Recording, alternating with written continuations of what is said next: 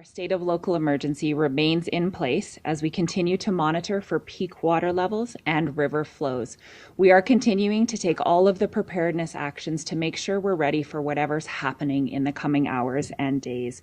We know that the forecast can change, but as the mayor mentioned, things are looking more positive than they were at this time yesterday. You might have noticed outside that the rain has started to taper off, and we will continue to see that. There will still be some scattered showers, so we might still have some events of precipitation, but those amounts are not going to change the situation as we see it. And I do want to provide an update to the construction of the berm. The construction is progressing very well and will be completed later today. It will remain in place until the peak of the event has passed through the city.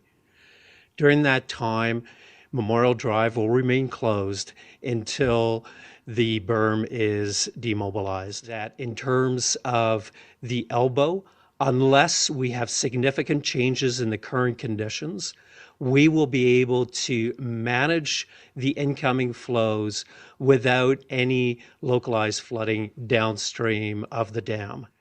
In terms of the Bow River, the water levels are going to be again significantly lower to the point where we are able to achieve water levels that are below the trigger for evacuations. So in the Bow River Basin, the Bow River at Banff, Canmore, and Exshaw was downgraded to a high stream flow advisory. Tributaries to the Bow River upstream of Calgary were also downgraded to a high stream flow advisory.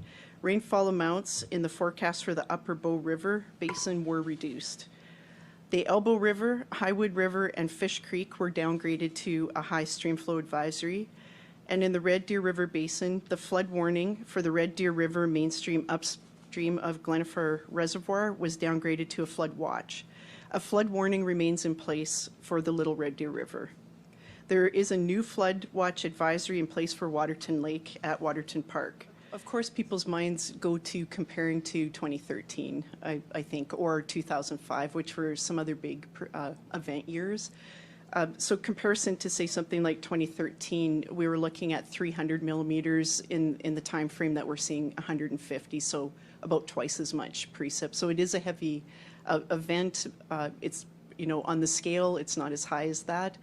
And when we talked about 2005, in that year, we of course were hit with multiple events back to back, which gave amounts repeatedly over several days. So, you know, we're comparing it on that level. I hope that's helpful. So we are still looking, and when we looked at the precip amounts for another, 60 to 80 millimeters in the heavier place, but still tracking and trending for what we'd forecasted with maxes around 150. And tomorrow, I'd say today's the big day and overnight, and then tomorrow we're expecting to see it taper off.